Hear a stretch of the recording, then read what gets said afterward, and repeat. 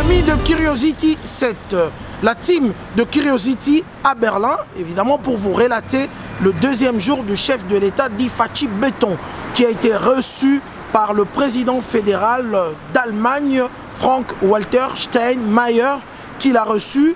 Et ensuite, avec les images de Massola, nous allons monter avec le drone pour aller chez la chancelière Angela Merkel qui a reçu le chef de l'État. Les deux personnalités ont eu conjointement une conférence de presse que vous aurez en intégralité à travers Curiosity 7.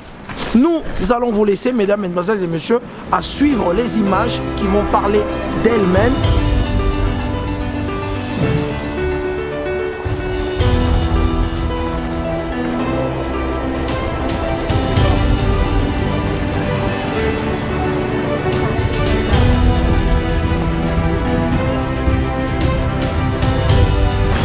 Mr. President.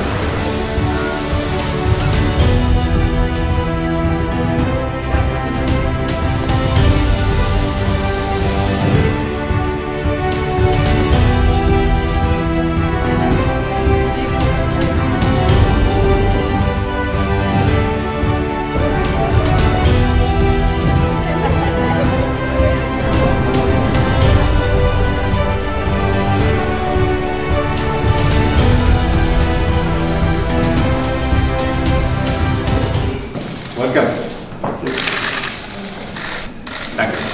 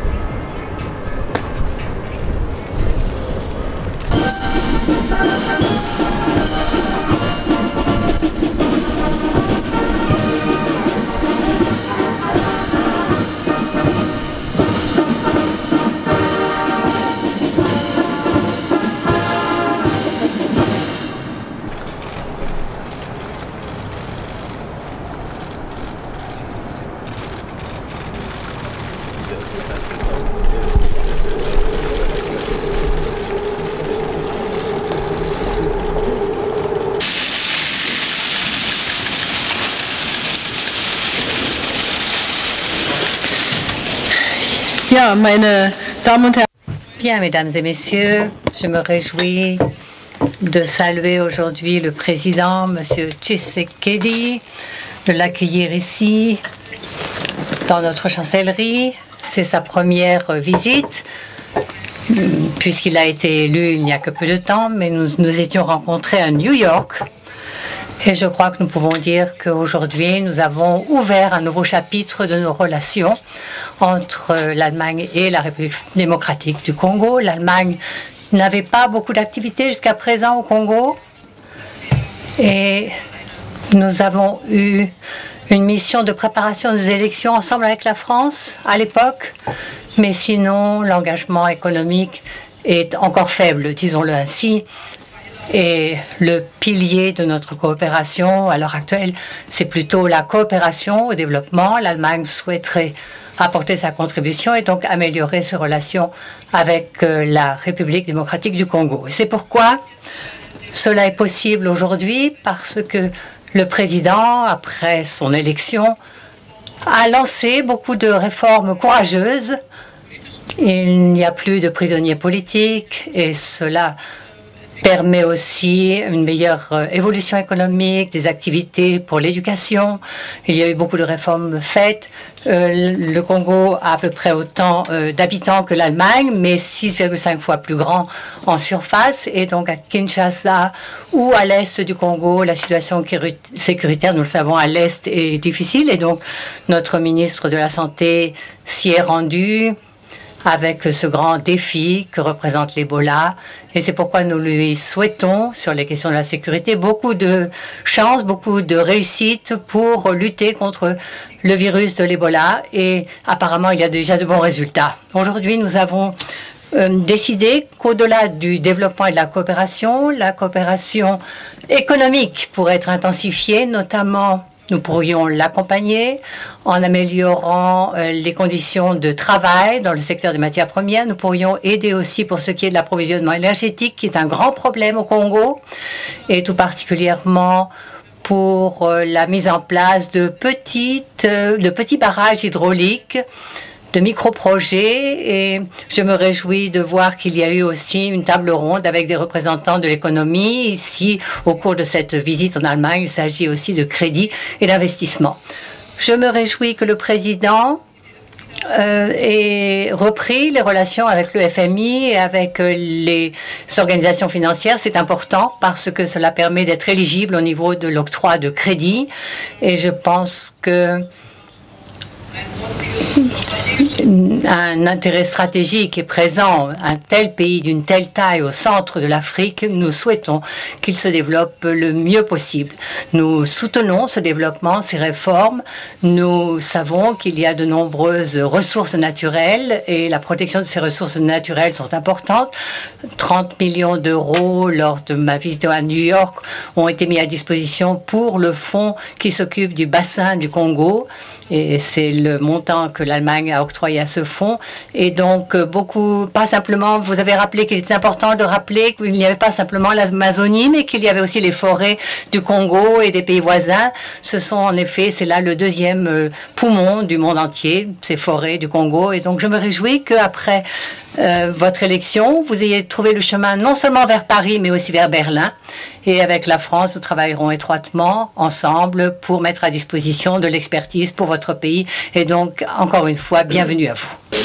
Mesdames et messieurs de la presse, merci. Merci d'être là. Je clôt par cette rencontre avec la chancelière allemande, Madame Angela Merkel, une tournée que je dirais très importante et même capitale pour le devenir de la République démocratique du Congo. Depuis mon accession à la tête de ce pays, j'ai voulu l'inscrire dans la logique d'ouverture diplomatique pour espérer en avoir des retombées sur notre économie et qui vont permettre donc à celle-ci de mieux prendre en charge les problèmes des Congolais. La situation au Congo reste préoccupante à certains endroits, Je pense ici à la province d'Ituri, les deux Kivu, le nord et le sud, la province du Kasaï central et du Tanganyika, où il y a encore des poches d'instabilité, de violence, quoique dans les deux dernières, Tanganyika et Kasaï, c'est plutôt par rapport aux activistes armés que nous avons, qui ont quitté leurs activités, c'est plutôt par rapport à ça que nous devons faire face, contrairement au nord et au sud Kivu et en Ituri, où il y a carrément de la violence qu'il faut éradiquer. La violence, en plus de laquelle il y a également eu cette épidémie à virus Ebola, qui a fait plus de 2000 victimes, mais que nous avons attaqué, mais de fort belle manière depuis quelque temps, en désignant le professeur Mouyembe, expert internationalement connu, à la tête d'une cellule de lutte contre cette maladie. Aujourd'hui, nous pouvons dire avec satisfaction que celle-ci est éradiquée au nord et au sud Kivu, et il en reste encore quelques cas du côté de l'Ituri, mais nous pensons que d'ici la fin de l'année, nous aurons mis un terme complet à la maladie. Nous avons évoqué avec Madame la chancelière ce qu'elle a dit, effectivement, par rapport à ce que constitue le bassin du Congo, ce deuxième poumon de la planète, mais qui n'est pas regardé comme tel par le reste du monde. Nous avons voulu attirer son attention là-dessus parce que ce sont les forêts les mieux protégées même. Sans moyens, nous arrivons à faire de bonnes choses.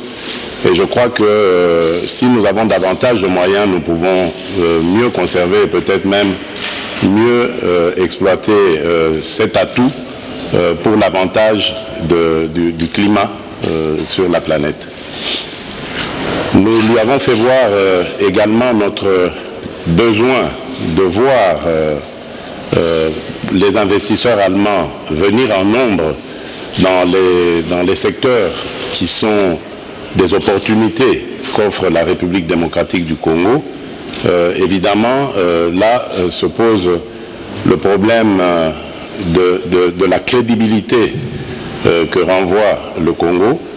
Je lui ai garanti en tout cas des efforts que nous fournissons et que nous allons continuer à fournir tant dans l'amélioration du climat des affaires que dans la lutte contre les antivaleurs comme la corruption et bien d'autres, des éléments qui, comme vous le savez, effrayent parfois les investisseurs.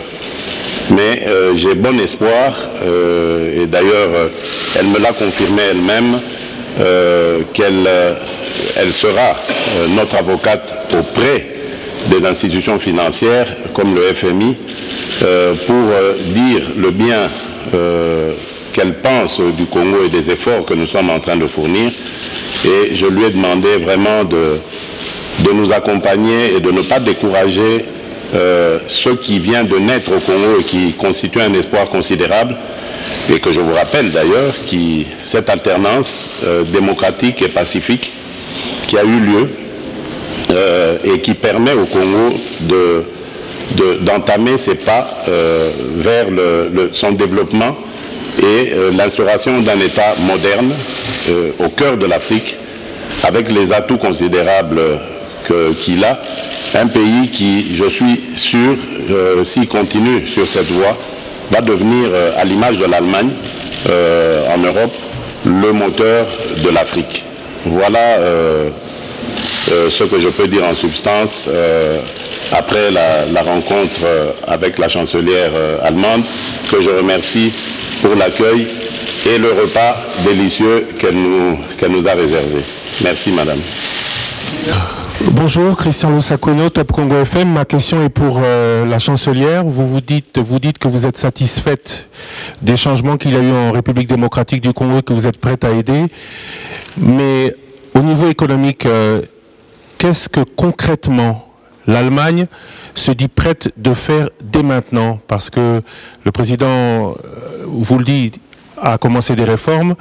Comment l'aider au plus rapidement? On a vu que le Fonds monétaire et les autres partenaires posent encore certaines conditions et cela va prendre du temps. Merci. Oui. Ce n'est pas un processus qui peut se faire d'un jour à l'autre, mais il y a un bon début qui a été fait. Et en Allemagne, les entreprises investissent. Donc, nous pouvons parler, contacter les entreprises, aider à mettre des bonnes conditions d'investissement, par exemple des crédits Hermès facilités ou bien des garanties pour les investissements. C'est ce que nous pouvons faire. Et il y a aussi la crédibilité du Congo qui n'est pas encore énorme, mais si vous travaillez à nouveau avec le FMI ou avec la Banque mondiale, nous pouvons permettre en effet d'avoir des conditions améliorées pour nos entreprises qui souhaitent investir. Et donc c'est le début ici d'une nouvelle histoire, d'un nouveau chapitre, parce que jusqu'à présent nous n'avons eu que peu de coopération économique, quelques millions d'euros ou de dollars, pas plus jusqu'à présent. Et j'ai donc proposé que dans 6 mois, un représentant du président vienne nous retrouver ici en Allemagne et que nous fassions un état des lieux pour savoir, depuis la visite, depuis les entretiens que nous avons eus ici, où est-ce que nous en sommes dans 6 mois, où est-ce qu'il y a des difficultés, où est-ce que nous pouvons continuer d'aider. Frank Jordans, AP. Frank Jordan, AP. Monsieur le Président, vous avez souvent rappelé que vous n'étiez pas une marionnette de Kabila. Et donc, quelle est votre relation avec Kabila? Comment vous pouvez la décrire? Et concernant le ministre de la Santé, qu'est-ce que vous pouvez dire concernant son intervention dans la crise pour l'Ebola? Et aussi pour les retournés du Daesh, est-ce que vous pensez que les personnes qui reviennent ici en Allemagne doivent être surveillées ou présentent un danger pour l'Allemagne lorsqu'elles sont renvoyées maintenant dans le pays d'origine? Par rapport à nos relations avec mon prédécesseur, je peux vous dire avec assurance et sans peur d'être contredit qu'elles sont au beau fixe. Je comprends évidemment les spéculations des uns et des autres. Je vous l'ai dit ici, ce qui s'est passé au Congo en début d'année est historique. Ça va faire l'année prochaine 60 ans que le Congo est indépendant. Et donc, depuis ce temps, nous n'avons jamais assisté à une alternance pacifique et démocratique. C'est bien donc normal que 59 ans après notre indépendance, quand cette alternance arrive, que des gens continuent de se poser la question de savoir si le président sortant est toujours actif ou pas. Parce que c'est la première fois qu'un président sortant reste au pays, qu'il ne part pas en exil pour chasser par le pouvoir qui vient d'arriver. Et donc, comme c'est le cas dans notre pays, les gens, à commencer par les Congolais eux-mêmes, il y en a encore quelques-uns qui pensent que ce n'est pas vrai parce que Kabila reste présent au Congo. Mais c'est son pays, il a le droit de rester là et ce n'est pas le rôle du président Félix Tshisekedi de le pourchasser, de le poursuivre. Donc, je pense que ce n'est qu'une question de temps. C'est le temps qui, comme d'habitude, va faire les choses, va clarifier cette situation et ce ne sera plus qu'un vieux débat. Pour ce qui nous concerne, en tout cas, le courant passe bien. Il a une expérience avérée de la gestion de ce pays et donc, quelquefois, nous organisons des rencontres pour parler des problèmes du pays, de certains dossiers dans lesquels il a plus de connaissances que moi et donc je le consulte de ce côté-là. Mis à part cela, nous parlons aussi des problèmes de la coalition et de la gestion du pays.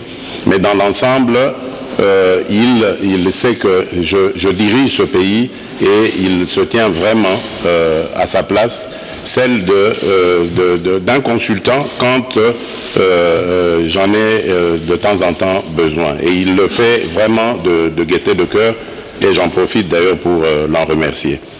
Alors par rapport à Ebola, je crois que les nouvelles sont bonnes, je crois, je l'ai dit.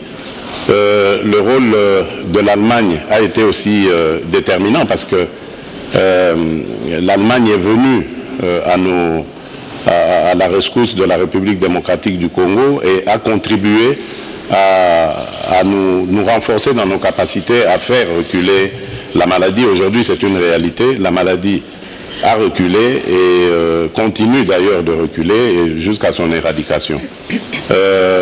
Enfin, je dirais, il ne faut pas avoir peur des gens qui reviennent de la région de Beni ou de Goma sous prétexte qu'ils seraient porteurs de cette maladie, parce que tout simplement, il y a un dispositif au Congo et dans la région qui fait que tous les individus, quels qu'ils soient, passent par un test rapide au moment où ils traversent les frontières.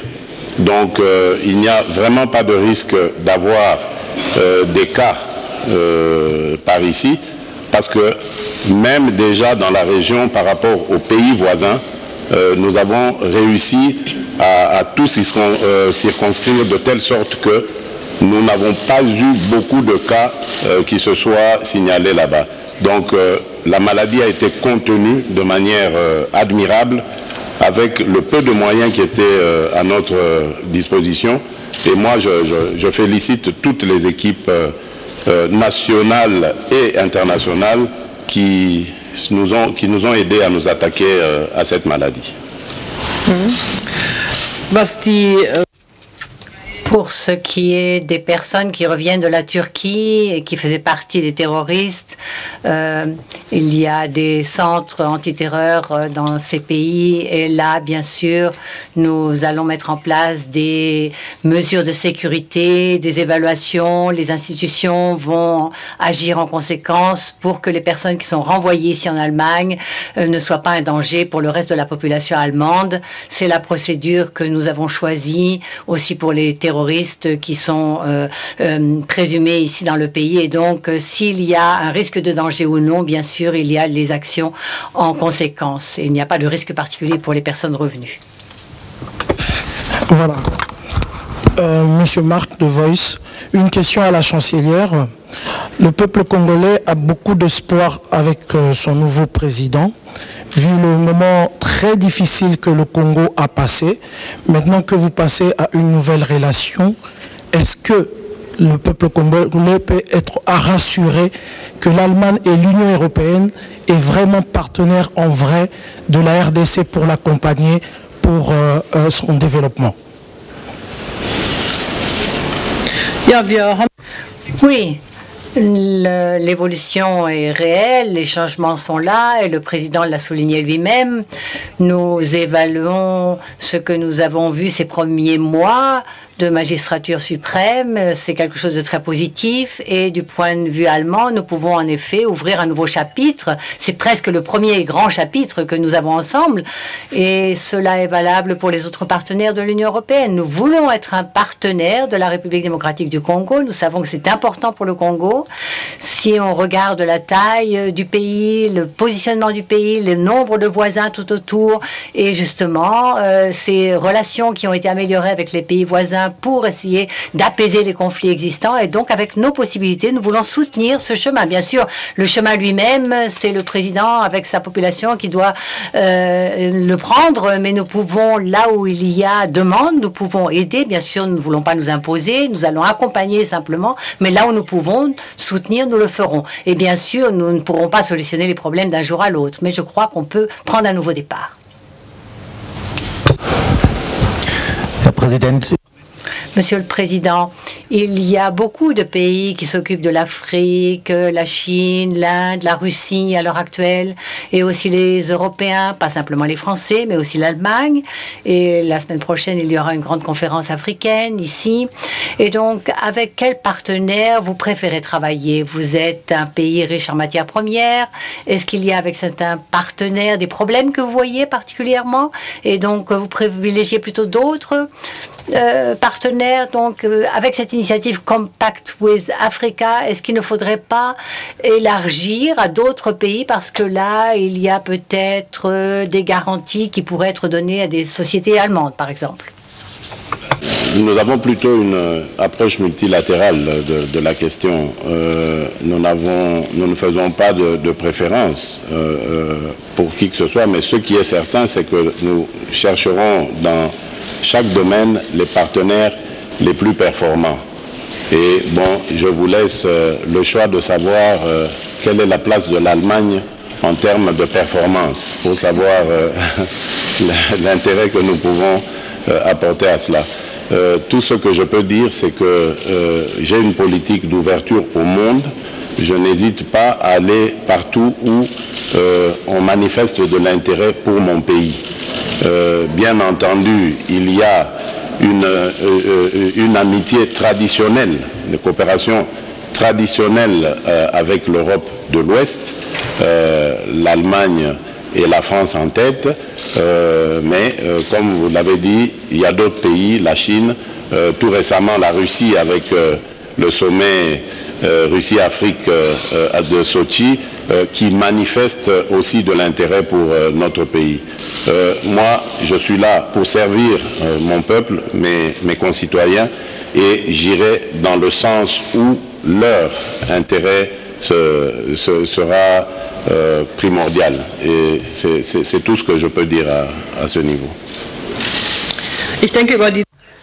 Oui, je pense qu'avec la République démocratique du Congo, on a parlé aussi de Compact with Africa. Bon, nous n'avons pas insisté, mais ce n'est pas un groupe qui est clos, qui est limité. Et donc, si nos relations s'améliorent et sont plus vivantes, chaque pays d'Afrique peut faire partie de cette initiative Compact with Africa.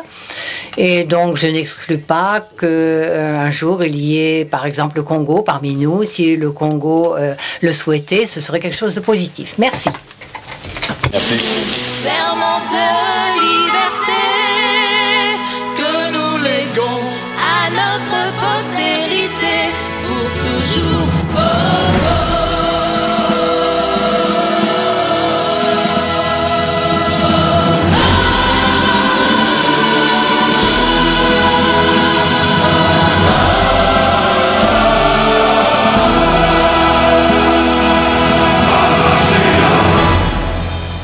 Curiosity 7, ce n'est pas fini. Vous aurez encore d'autres images qui vont venir. Évidemment, c'est la rencontre entre le chef de l'État, Félix-Antoine Tshisekedi, dit Fachi Béton, avec la diaspora congolaise ici.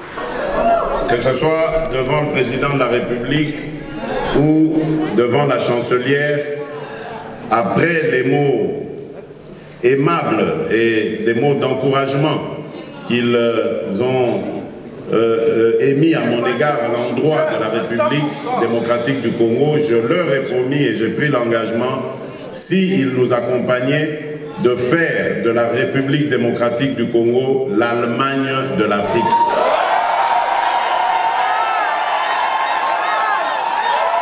Nous remercions très sincèrement, avec beaucoup de force, ce garçon qu'on appelle Espoir Mpova, qui est opérateur culturel de notre pays, qui a des bonnes idées pour ce grand pays, qui a logé, nourri et évidemment pour le transport aider l'équipe de Curiosity et aussi l'équipe de Voice of Congo.